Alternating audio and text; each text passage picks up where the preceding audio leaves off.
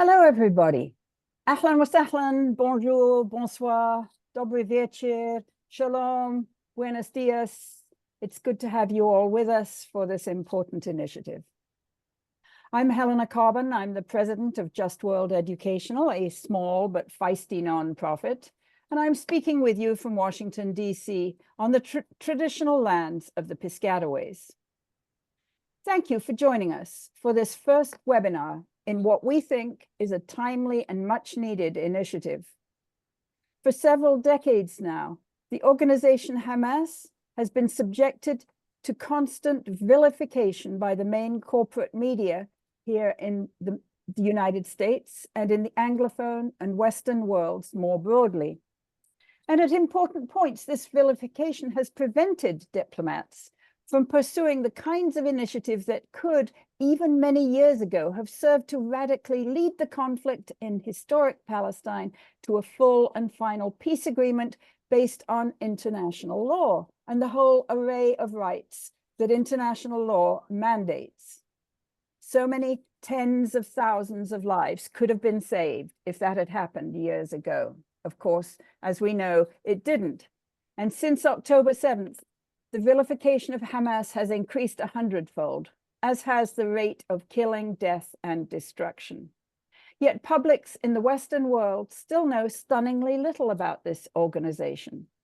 This is the gap that our project seeks to fill. I am delighted that one of our new Just World Ed board members, Rami G. Khoury, has worked closely with me to organize this project. And the main part of today's program will be a conversation that Rami conducts with our first guest expert, Dr. Paola Caridi. I will provide short introductions of both of them in a moment. But first, a couple of housekeeping notes. If you have any tech questions about the webinar, please send them via the chat to our backstage guru, Mustafa Mohammed, who will answer them for you there. Second, a quick preview of how today's session will run. After my introduction, Rami will engage Dr. Caridi in a conversation that they have designed to cover some of the basic facts about Hamas. That will last around 35 to 40 minutes. You can submit questions to the Q&A function while they talk, but I hope that they and you can keep centrally focused on their conversation as long as it runs. Mustafa and I will meantime be reviewing the questions that come in via the Q&A. And after the end of Rami and Paola's main conversation, I will rejoin the session and we will start to address some of the main questions that we have seen come in. And that Q&A session might last about 20-25 minutes, after which I'll do a quick closing of the session.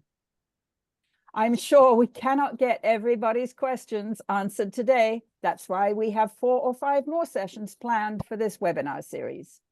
And we'll also be posting the records of all the sessions onto a special dedicated online learning hub on our website, which we'll hope to unveil for you and your friends starting tomorrow or Saturday. So before I introduce Rami and Dr. Paola to you more adequately, I want to spring on all of you attendees the first of the 3 little pop quizzes that we have designed that will help us understand the level of knowledge that you come into this project with. Rest assured that all of these little polls are completely anonymized. Not even I will know how any individual answered. Also, a quick apology. I'd promised earlier that our polls don't have right answers, but actually the first of them do. So here then, bear with me a moment while I pull up poll number 1.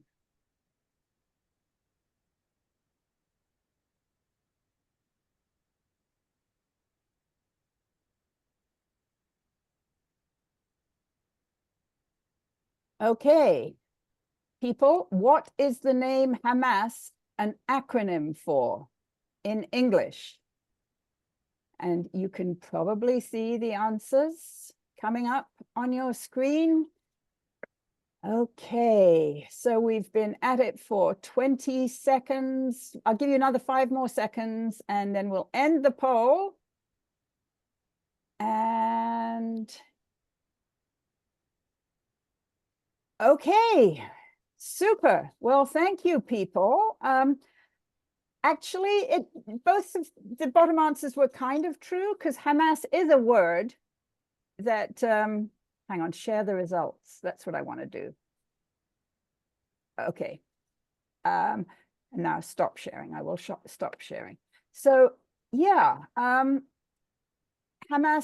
the word Hamas is an acronym for Islamic Resistance Movement, Harakat al-Maqawama al-Islamiyya, and it is also a word in itself, which means enthusiasm or zeal. Somebody said it's like zealots, but I think that's not exactly how it goes.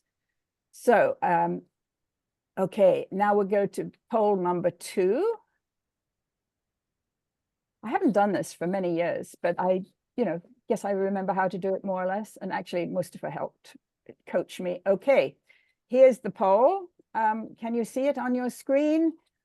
What year was Hamas founded? 1947, 1967, 1987, 2007, or I don't know. Okay, so we've had 50.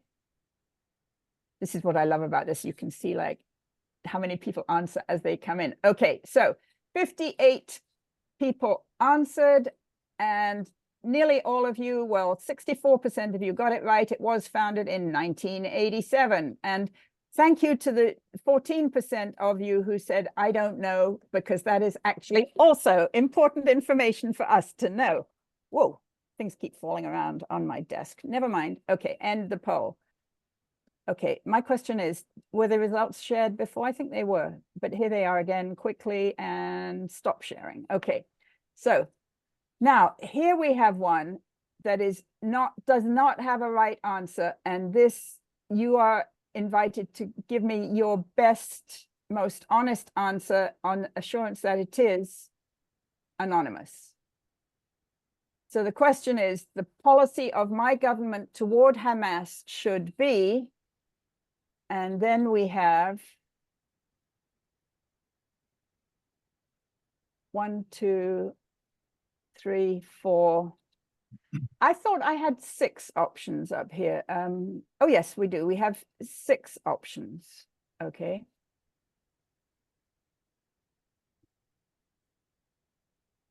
So thank you all for thoughtfully considering these options and these questions, because I think this really does help us to see, it's obviously the participants in this project are not representative of anything except yourselves, but it's nice to see what your attitudes are. And this one, we'll run it for a whole minute, and there you go. So, okay. Thank you very much, everybody, for answering that one. And those are the answers. And thank you for participating in all those little polls, which I think will be really helpful for us as we design the project going further forward. So now I am delighted to bring in Rami G. Khoury, one of our new board members at Just World Ed. Rami is a Palestinian Christian from Nazareth and a distinguished writer, book author, and analyst who has been writing about the Palestine question since 1968. He is a citizen of both Jordan and the United States. He currently writes columns for Al Jazeera and serves as a distinguished public policy fellow at the Issam Fares Institute at the American University of Beirut. So it's good to have you with us running this for us, Rami. And our guest expert today is Dr. Paola Caridi, who is with us from Rome, Italy. She is a historian and journalist who's a lecturer at the University of Palermo. Dr. Caridi is a founding member and the president of the news agency Lettera 22. She was their correspondent in Cairo, 2001 through 2003, and their correspondent in Jerusalem, 2003 through 2012. During her time in Jerusalem, she was able to cover from close up the many important changes that Hamas underwent in those years. The second of her 3 published books was Hamas from Resistance to Government. I should have had a copy to hold it up. I'm really sorry, Paola. Which first appeared in Italian in 2009 and then in English in 2012. An updated version of the book was released in English last October 10th. As a publisher, I can tell you that was interesting timing. You can find her book wherever good books are sold. So now, without further ado, let me hand over to you, Rami. Thank you, Helena, and thank you, Mustafa, for your behind-the-scenes work. Thank you for all our audience for joining us, and a big thanks and hug to Dr. Paola Caridi for being our first guest on this new series that we're doing on what is Hamas and why it matters. This is obviously a timely, important topic, one that is drenched in ideological opposition and really weaponized analysis by most people around the world who only look at Hamas as a terrorist group, while other people in the region and around the world see Hamas as part of a noble resistance movement, which is part of the whole global anti-colonial struggle that is still going on. And we've set up this series to have the best scholars we can get who know Hamas, either personally or have studied it, to give us their analysis. So Dr. Paola, thank you so much for being with us. And let me start by... Thank you. Thank you for the invitation. You lived in Jerusalem for a few years, and around, was it 2011 to 13, and you've lived in the Arab world. So you've followed this process, this question, this movement. You've met some of its leaders and members, and so you know this firsthand. And you were in Jerusalem when there was some suicide bombings by Hamas and other people as well. So you've felt what many people have felt when they interact with Hamas in different ways. My first question to you is, how should we understand Hamas? It has many dimensions, which you can tell us about, but what is the most important way to understand what Hamas is and why it matters? This is a very, very hard question, Rami. Hamas is a political movement with a very, sometimes a rigid structure that used different tools, political, armed tools, even terrorism. We don't have to fear words. So suicide attacks against civilians was terrorism. But we can't avoid, on the same level, we can't avoid the political dimension of the movement that started in a way some years before 1987, when there was the meeting in Gaza that paved the way to the movement. And it's important to underline why there were years of thought regarding the political wing of the Muslim Brotherhood, of the Palestinian Muslim Brotherhood, Hamas. It started in 1982 in your Beirut, not in Beirut, but because of Beirut, because of the Operation Peace in Galilee and the Israeli Operation Peace in Galilee, and PLO kicked out of Beirut. The idea that the PLO failed was one of the things that paved the way to an Islamist political movement born from the Muslim Brotherhood. After that, there were different chapters, and I don't want to take so much time, but there were different chapters in the life of Hamas.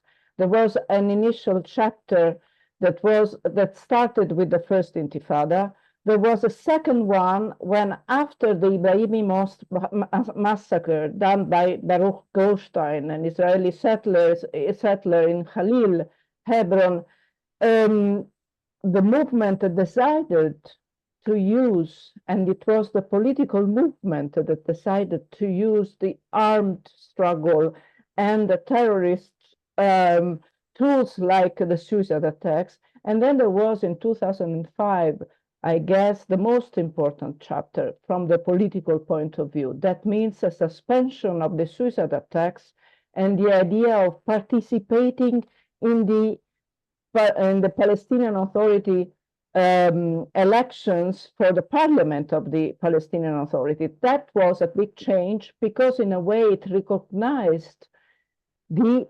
PA through the elections, through the parliamentarian elections, and nobody in the international community stopped this idea.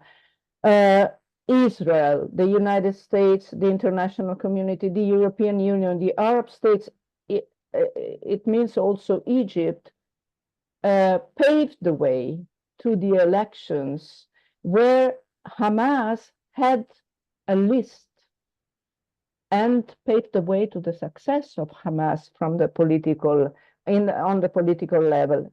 Then there was 2007, the coup. But the most important thing is that from the beginning till now, the structure of Hamas is extremely relevant for constituencies, a spread activism, members in the West Bank, in Gaza, abroad, in the refugee camps, and a very strong organizational structure. Thank you. So from what you've told us, Hamas has evolved and changed over time. Two questions related to that. What causes Hamas to change? Is it political pragmatism? Is it desperation? Is it opportunism? How are those decisions made among these different constituencies you mentioned? And the second question related to that is, people who are interested in following Palestinian events and Hamas in particular, how should they find credible insights or facts about Hamas? Should they read their press statements? Should they read their newspaper? Should they listen to interviews with their leaders? Where are the critical sources that you recommend to people to follow in order to be accurately up to date with Hamas's thinking?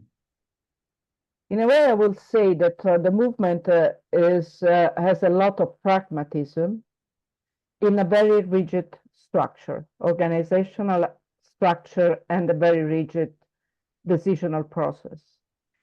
It means that if I have to suggest sources, I would suggest interviews with their leaders and press statements, written statements. If they say that they will do something, they do. And this is also the rigidity of Hamas.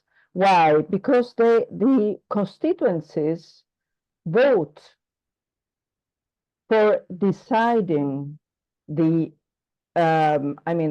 for having part in the decisional process. What does it mean?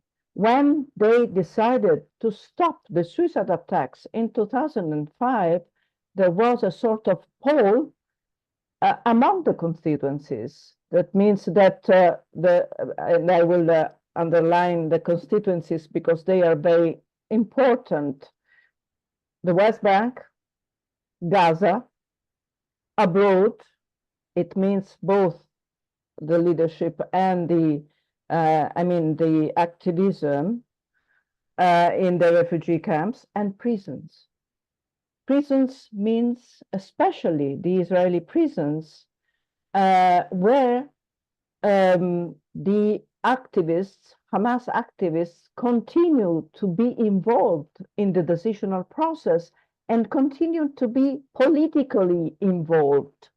What does it mean? It means that, for example, in 2005, 2007, the prison constituency was extremely important.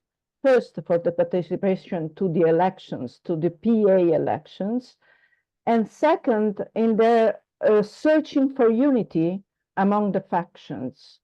I was very, let's say, lucky to have the permit to go inside an Israeli jail and meet some of the activists from Fatah, from the Popular Front, from the Jihad, Islamic Jihad, from Hamas.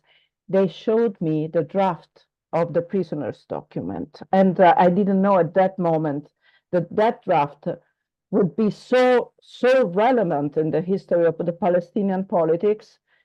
So, I mean, this is both the way the movement is acting in the structure. That is also both the rigidity and the pragmatism of the movement when it deals with the outside, when it deals with Israel, with the Palestinian politics, with the alliances with different actors in the region. Could I, sorry, just interject quickly? People are saying that, asking Rami to speak up a little bit more. Okay. Let me get a little bit closer to my computer. Okay. If I speak like this, I hope that'll be a little bit better. So based on the prisoners' document, I was going to ask you about that. What the Hamas prisoners have done in jail, interacting with other factions of the Palestinian National Movement, what does this tell us about the capacity or willingness of Hamas to actually give and take, to negotiate politically within the Palestinian leadership world, and then possibly beyond that in the Arab world with Israel and with the West? So should the prison experience of Hamas give us insights into its capacity to negotiate? And then the question, which I'll follow up after that, is to negotiate for what? What do you see? What do you understand is their ultimate aim today? So tell us first about the prison experience and what it tells us. The prisoners' experience tell us also about the outside, I mean, out of the prison. That means that they are negotiating, they are capable, they are able to negotiate. They did both inside the prison, among the factions, I mean, in the prisoners, among the prisoners' life, and they did outside. If we think about Hamas during the years, along the years in its life as a political movement, we see that it negotiated with Israel, for example, and it negotiated with Israel starting from 1988, few months after it has been founded as a movement. They were invited in Tel Aviv. There are some documents that tell us a lot about this. They were invited in Tel Aviv to speak with the Israeli leadership, and they said no to many of the requests, to all the requests of the Israeli leadership. So they started since the beginning with a negotiation, and they continue along the years. Of course, they negotiated also with Arafat, but it didn't take any further. They negotiated with Israel, for example, for Gilad Shalit's, in the exchange between Gilad Shalit's and the 1,027 political prisoners, not only Hamas prisoners. We have also to underline this. And they negotiate also inside the Palestinian arena, the Palestinian political arena, in order to cross the borders of Gaza. They did a lot along the years. When I say negotiated, it doesn't mean to negotiate, to mediate, to reach an objective, but I say negotiate, for example, when they tried to be accepted inside the PLO along the years. they negotiated for the elections in 2006 and for the non-elections of 2021. They negotiated regarding the prisoners. They negotiated regarding Jerusalem inside the Palestinian political arena, because in this way they tried to cross the border of Gaza and be accepted again inside the global Palestinian political arena. And do you see today Hamas, after all these evolutions and modifications, do you see them as still seeking to be part of the PLO, which is the only really recognized national movement for the Palestinian people? Even though the PLO is kind of dormant now, you have the Palestinian. Yeah. But what is Hamas's attitude to being part of the PLO today, in your understanding? They started to think about being accepted inside the PLO from 2005, with the Cairo Declaration in March 2005. They continue until now. If you see what they did in Moscow with all the factions, the 14 factions that had this meeting few weeks ago, and what they did in Beijing, in China, a few days ago, they want to be part of the Palestinian political panorama, as, let's say, of the PLO as the legitimate representative of the Palestinian population, because they want to be legitimated by the PLO. They want to be part of the international dimension of the Palestinian issue. It was a goal for Khaled Mashal for years and years, but after Mashal, until now, it's part of the discussion. The written texts I mentioned, I asked you before, particularly the charter. Is this a document that you still feel is central to the anybody's analysis of the PLO? You know, the Mithaq, sorry. The Mithaq, the charter of that was published in August 1988. It's of course, it's the pillar of the foundation of the PLO. They never rejected the charter. Until now, they never rejected the charter. It's a sort of heavyweight on the shoulders of Hamas, and it's part, of course, of the narrative on Hamas. Right. They published many texts along the years, and especially in 2017, they published the document on general principles and policies that was very different from the charter. They didn't reject the charter, but they wrote another text. And this text is part of the rigidity of the decisional process. That means it was, I mean, the result of this consultation, very spread consultation on the principles. And if you read the text, it's extremely different. The text of 2017, it's contemporary. It uses a kind of language that speaks about colonialism, settlers, settlements, and so on and so forth. What does it mean? That they tried to put aside the heavy weight of the foundational charter and to be inside another chapter of their life. It was the last act of Khaled Mashal as the head of the Politburo. He wanted to have this kind of document, especially to be accepted for the goal of being accepted in the PLO. And there is a recognition of the two states. So there is not a rejection of what the foundational charter said regarding the destruction of Israel and especially of Palestine as an Islamic waqf, but it compromised on the two-state solution. And why this? Because the foundational charter had a different process, or better said, it had any process at all, because the author, it says that the author of the foundational chapter was Abdel Fattah al-Dukhan, a teacher in the Nuseirat refugee camp.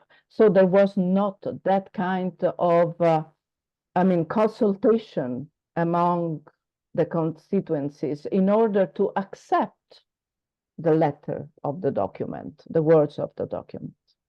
Right. So we now have the revised, I don't know, we should call it a revised charter, or the statement of 2017, the recent interview by one of the Hamas leaders, people explicitly saying we will accept a two-state solution. But Hamas has always said that it refuses to recognize Israel. And they also say that, well, we're willing to recognize Israel, but we don't think Israel recognizes itself, meaning Israel has never declared its borders. So Hamas is saying, well, who do we recognize? Which borders?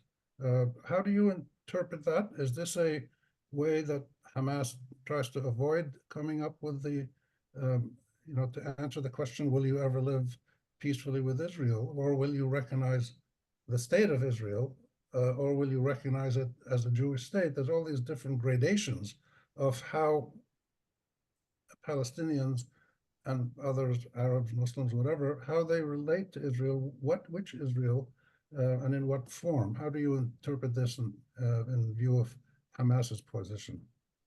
There is always an ambiguity, an opacity in the statements of Hamas.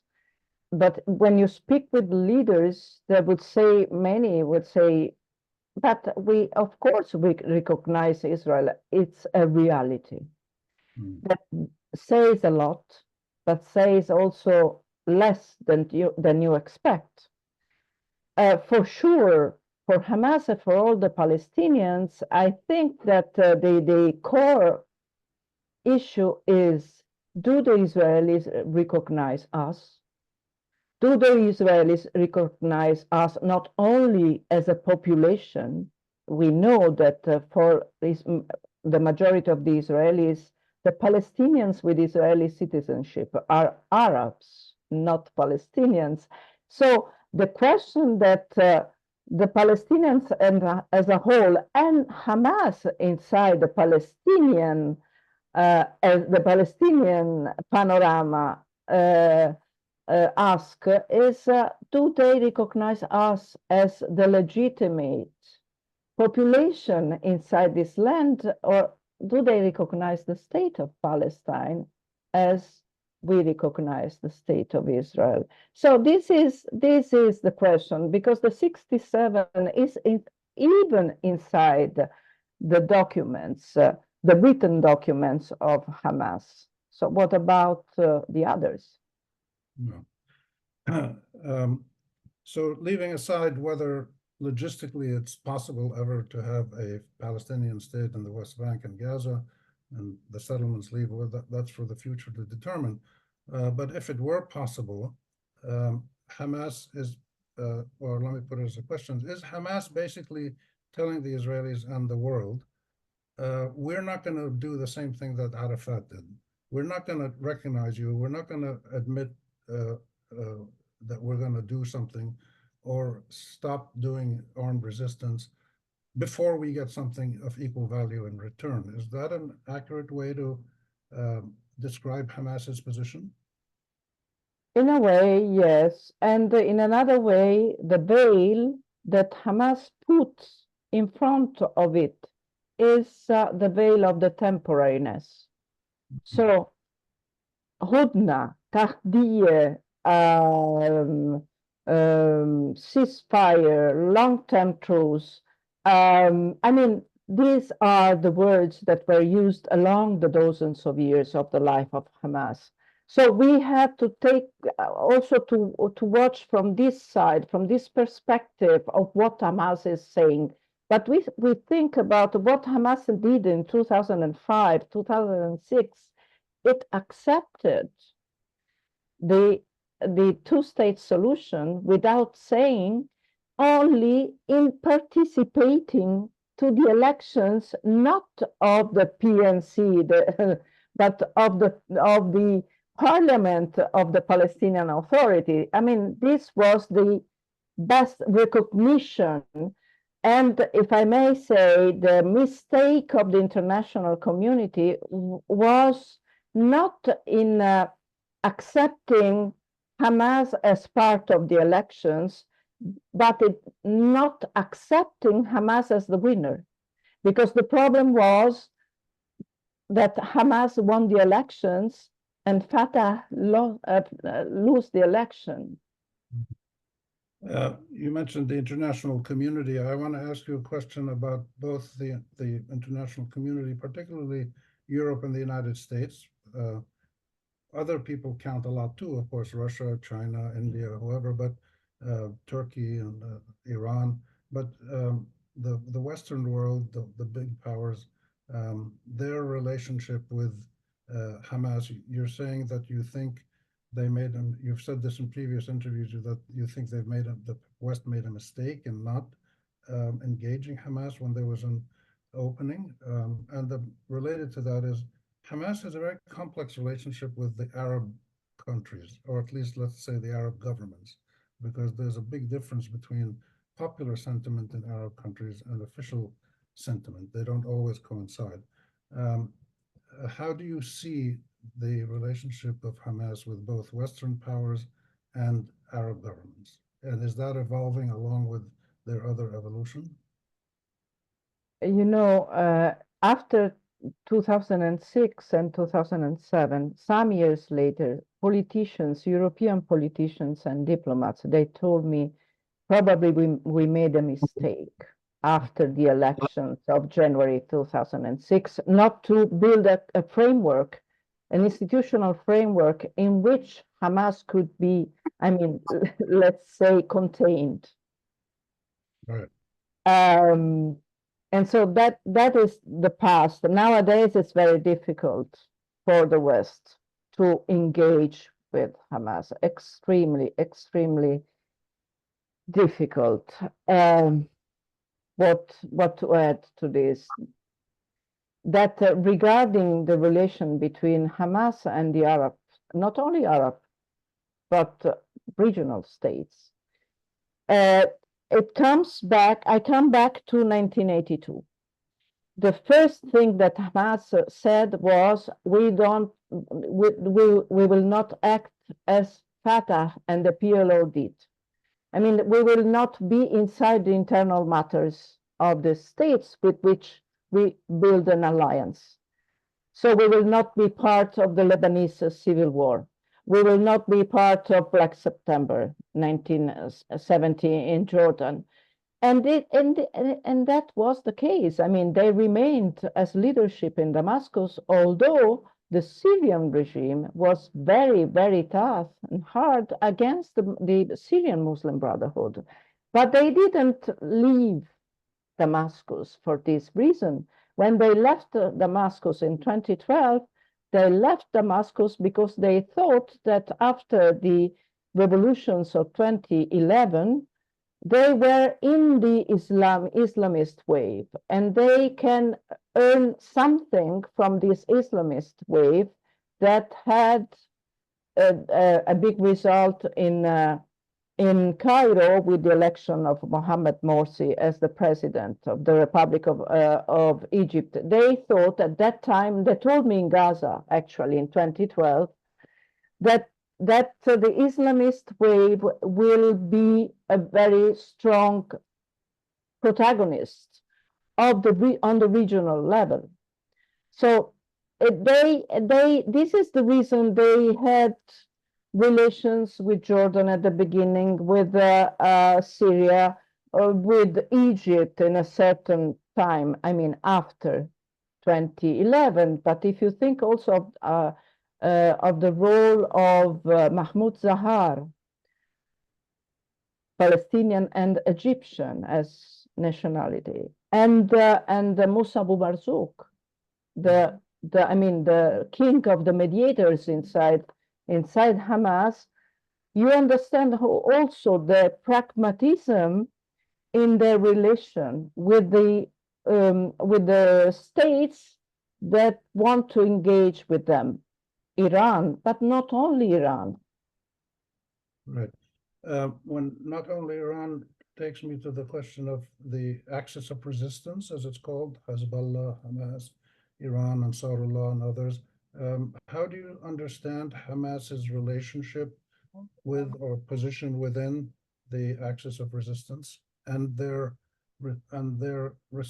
axis members' response to the current war?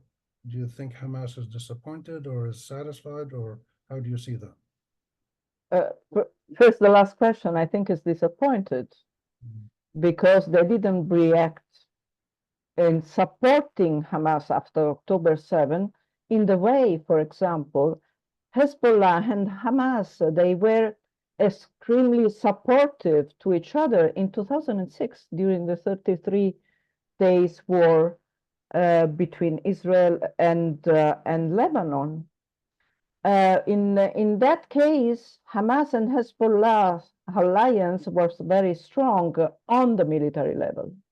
Not in this case. Probably it confirms that probably October 7 was decided inside Gaza and not in a consultation between the different constituencies, because there was a transformation of Hamas after 2007. Hamas, from that point on, had the territory, had the power, the rule, the administration of a piece of land, a complete administration of an open-air prison, but a total administration and rule of a territory. So I think that the fact that the axis of resistance reacted with after weeks, months on a military level, it meant, and it means that in this case, Hamas from Gaza, means the Gaza part of Hamas, acted, if not alone, but put a lot of pressure on the other part of Hamas and went alone on the border in the attack of October 7. The Palestinian population is very young. I don't know what the exact demographic statistics are, but it must be something like 50% of the population must be under the age of 30. Do you have any insights from living there and your research? Do you have insights into, is the younger generation, the people say under the age of 35 now, are they evolving in any way, or are they continuing on the same path of their political and ideological position as their older brothers and sisters and parents? Is there anything happening among younger Palestinians who are either close to or members of Hamas that we should be aware of? The transformation was started from 2007, when there was a lot of disappointment inside the younger generations for the failure of the pragmatists, for the failure of at that time, the middle generation, Haniyeh, Musa Abu Marzouk, Khaled Meshal, and all the people of the West Bank who decided to go for elections. So the failure of 2007, the split between West Bank and Gaza, Fatah and Hamas, radicalized a lot the youngest part of the activists of Hamas. They said, okay, they said to me actually in Gaza, look what it happened. We didn't reach any result. So let us go for the muqawama. For the resistance. Yeah. So we have, as you described, to look at Hamas and understand that it has several component, you called it constituencies or elements or power centers, whatever is the right word. You have the military wing, you have the prisoners, you have the people in Palestine, in the West Bank and Gaza, and you have the refugee camps around the region and around and other Palestinians who are not in camps but are in exile around the world. How would you gauge the balance of power in decision making among those different parts of Hamas? Because people are going to be asking now, people are asking all over the world, and nobody has a clear answer, but we'll find out in the coming year, I suppose. What is the inclination of Hamas to go along with ideas that are being presented for, say, a governance transition in the West Bank and Gaza after the war finishes? Will they be more flexible? Will they allow Arab and international forces to play a role? Will they accept an Israeli presence beyond the border? How do you see the different power centers or constituencies within Hamas weighing in on the really big questions of what happens next after this very difficult period of the plausibly genocidal war? Let's put it this way. I was very lucky as an analyst and an historian from 2004 on, when Hamas, starting from the transitional period after the assassination of Sheikh Ahmed Yassin, after the death of Arafat, decided to be really part of the new Palestinian politics. I was very lucky because they wanted to show themselves. They wanted to narrate themselves. So they told me many things because they were not anymore clandestine. Nowadays, the opacity is there, so it's very difficult to understand. It seems to me from a distance is that the frailty of the movement as a political movement is there, that there are different positions, but there were also before inside Hamas. Today, Osama Hamdan said in a press conference, the leadership abroad is having contacts with Mohammed Deif and Yahya Sinwar. What does it mean? That there is a balance of power between the Hamas in Gaza, both the political and the military, and the other Hamas out of Gaza. I don't know. It seems to me that there is flexibility abroad.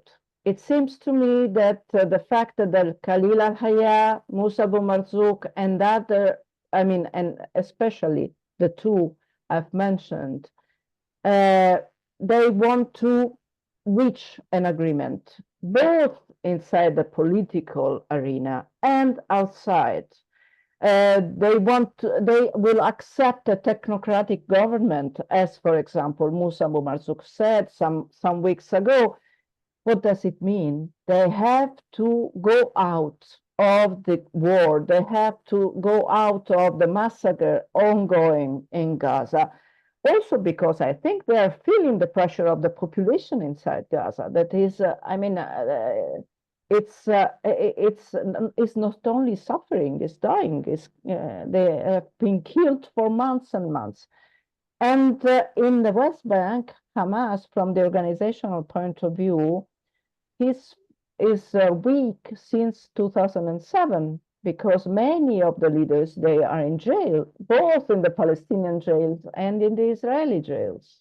So I think it's a very, very delicate moment for the organizational structure of Hamas and the balance of power. Right. We have time for one minute only for last question before we go to the Q&A with the audience. What are you going to be looking at in your research now on Hamas and the wider questions of Palestinian national resistance, Palestinian national struggle, relationships in the region and abroad. Is there one area that you particularly will focus on that you think is important? To understand the Palestinian way of doing politics out of Hamas, Fatah, and the classical factions. Because I mean, I think that the population, both in the West Bank and in East Jerusalem, we are forgetting East Jerusalem, and in the refugee camps abroad, and in Gaza, they are also using different languages regarding rights, regarding also different nuances about identity. So and it started from before. What interested me, for example, was the protest in Jerusalem in 2021. Yeah. And that the Habbe, the protest of the youth. And they were youth from whatever. They were youth from West Bank, East Jerusalem, 48.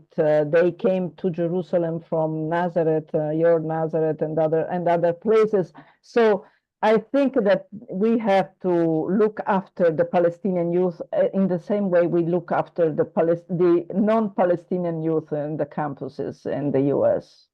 Right. Well, Paola, we've run out of time for this part of our session. We've learned an incredible amount from you, and you've clarified many things that are really important, and we're grateful to you for that. But you're not done yet, because there's questions from the audience, and I'll turn it over to Helena, and she will handle the next part of our session. But thank you again. Thank you very much, Rami. I learned a lot from your written articles. So. Thank you. Well, Rami and Paola, thank you both so much. That was just a really important conversation. You know, I've been an admirer of both of you for a long time, so it's good. By the way, here's the book for people. I think the new edition looks almost like this, but has a little thing on it saying new edition or whatever. So from the Q&A box, I have a couple of questions that I want to ask. And then I actually have one of my own. So I'll ask the other people's questions first. One is about your understanding of the way that the Israeli government, maybe particularly Netanyahu, used what I think of as a traditional divide and rule kind of approach of trying to support Hamas in order to foment divisions and weaken Fatah and the secular nationalists, and to divide the Palestinians. How successful has that been? What is the this is also part of the narrative of these recent months. If Israel had a role in supporting Hamas, I don't believe so.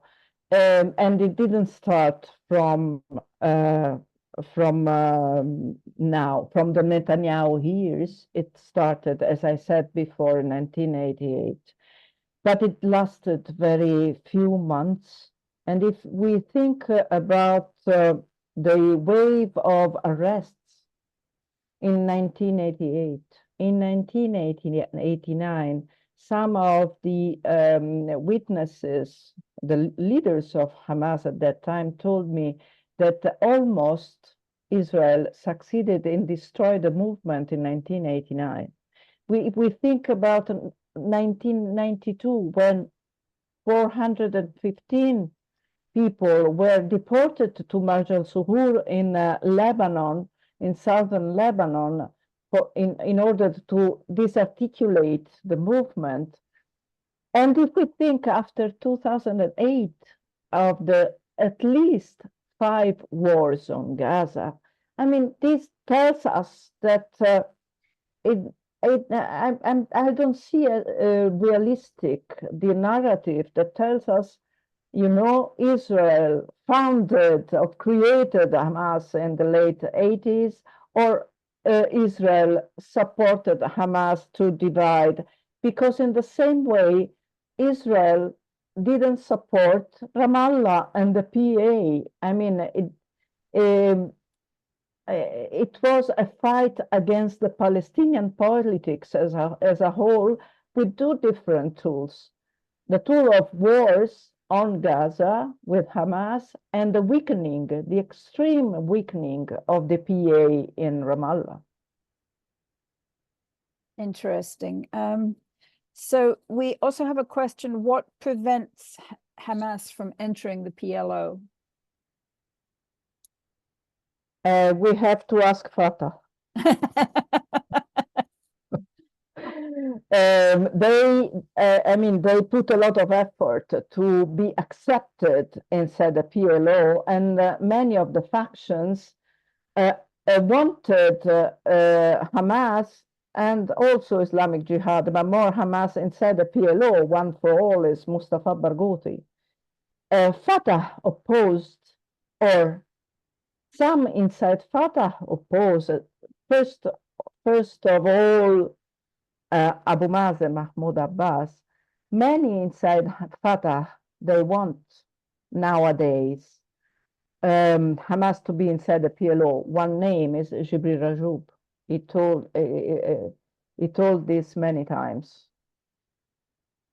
Yeah. Do you have any, as a follow-up, do you have any hope that this process, that outside powers like Russia and now China have engaged in to try to bring about a reconciliation or a unification of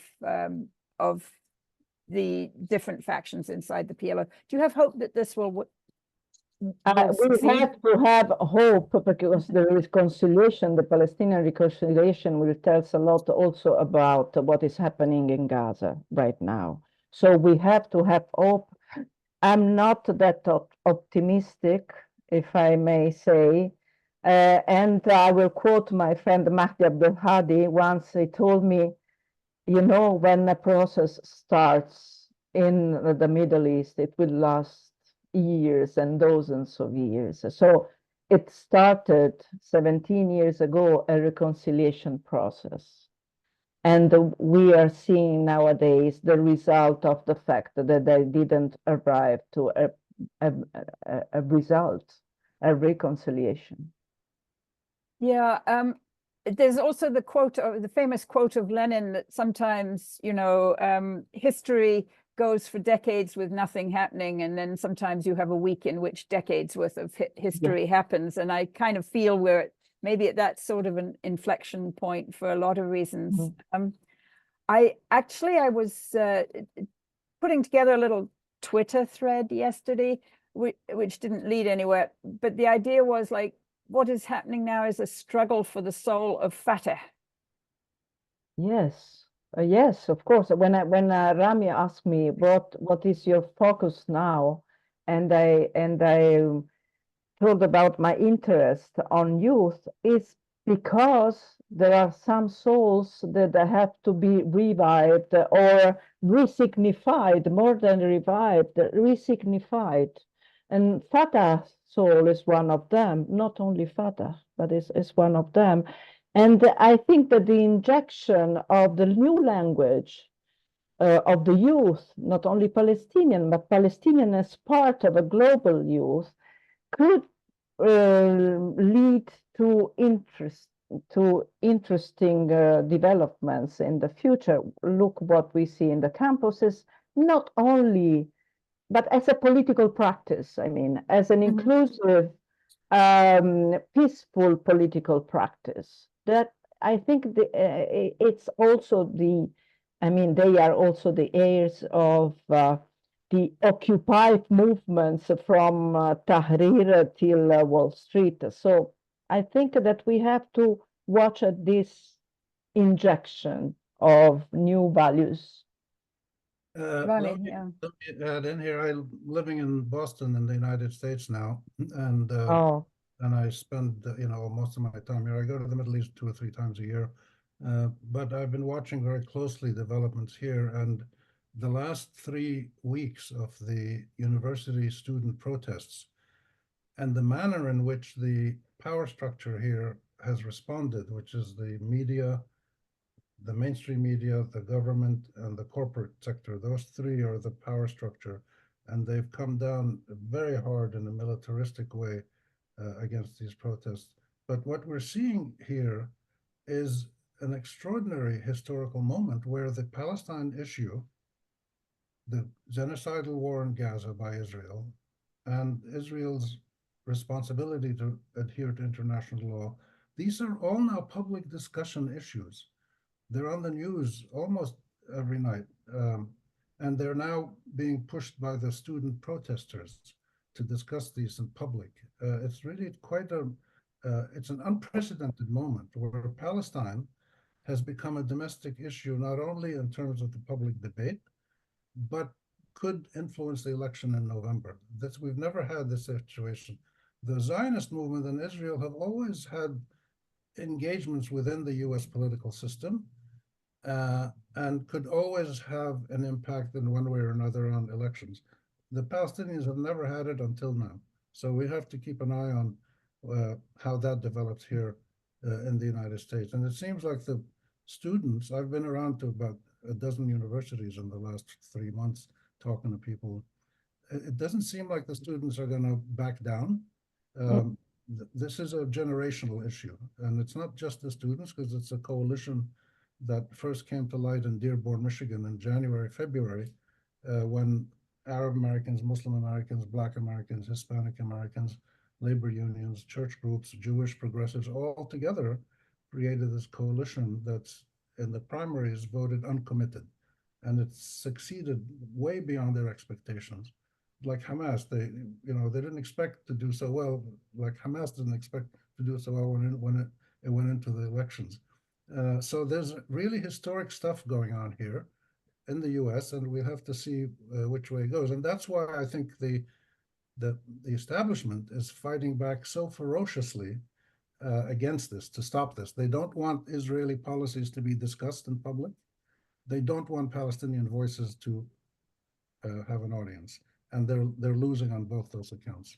I just thought I'd throw that in. I agree, and there is also Germany. I mean, there are two pillars.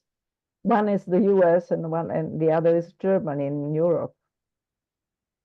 Yeah, I mean, I want to thank Rami for bringing that kind of sea change into the focus here. And we could have a whole separate, probably, series of webinars on this, but it's happening so fast, which is pretty exciting. I mean, I was not in this country in 1968, but I watched it from England, and it was pretty exciting what was happening then. And we, the same kind of social movements that we had against the Vietnam War, and for me, against apartheid in South Africa, that we had in England a long time before they had them here in the States. So these kind of movements can bring about real change. And I think for us, dealing with like this big, it's like what we call in the States a third rail in the discussion, which is Hamas. At the beginning, after October 7th, everybody had to, before you can say anything, you were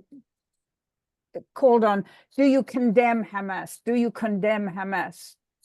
And those of us who refused to play that game just kept quiet for a long time and didn't really think much of it. But now it's time to talk about Hamas as a representative of an important, very important strand in the Palestinian national movement. And I really want to thank you, Paola, for bringing your direct experience of your 9 years living in Jerusalem and watching these things really closely. Thank you for bringing that for us. Thank you, Rami, for interrogating her a little bit more gently than Israelis interrogate their prisoners, I'm sure.